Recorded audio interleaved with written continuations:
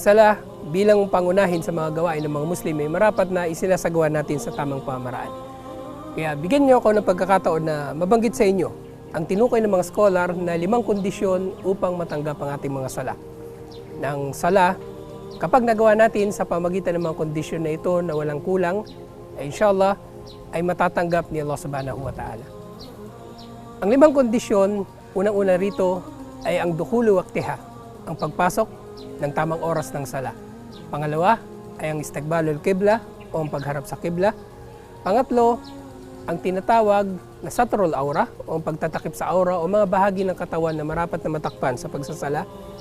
Pang-apat dito ay ang ijtinabun najasa, ang pagiging dalisay ng ating mga katawan at mga pananamit at lugar na pagsasagawaan natin ng sala mula sa anumang uri ng karumihan na nakakawalang saysay sa ating pagsasala.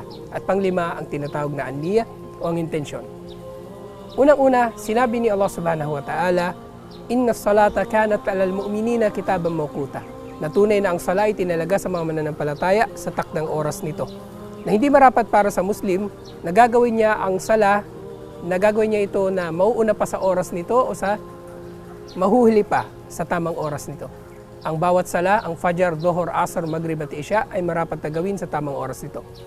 Pangalawa sa mga kondisyon ay ang tinatawag na istiqbalul qibla o ang pagharap ng Muslim sa direksyon ng Kaaba saan man siya naroroon sa buong mundo para isagawa ang kanyang sala.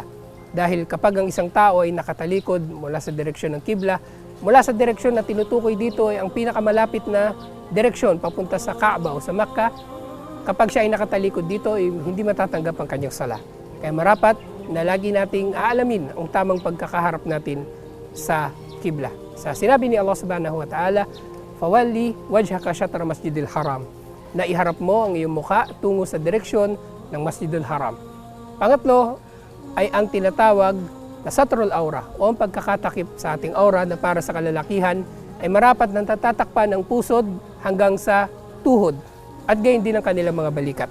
Samantalang ang kababaihan ay marapat na natatakpan ang buong katawan na maaari naman na nakalabas ang kanilang mukha o kamay.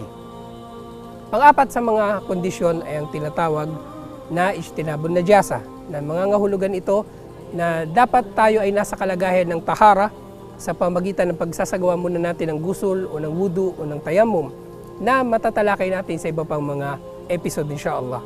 Na gayon din, mga ngahulugan din ito na marapat ang katawan natin, ang ating mga damit at ang ating mga lugar na pagsasalahan ay walang najis, walang ihi o dumi ng hayop o tao at walang anumang mga bagay na may tuturing na najis sa mga ito.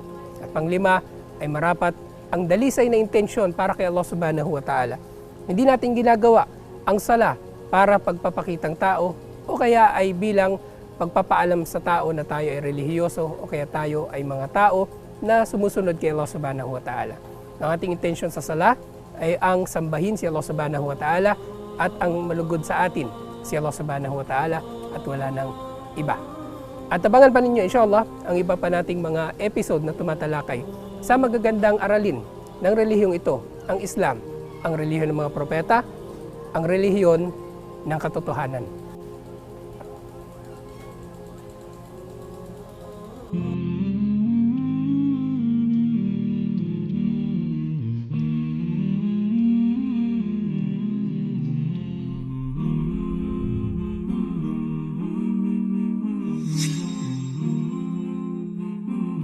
Mensahe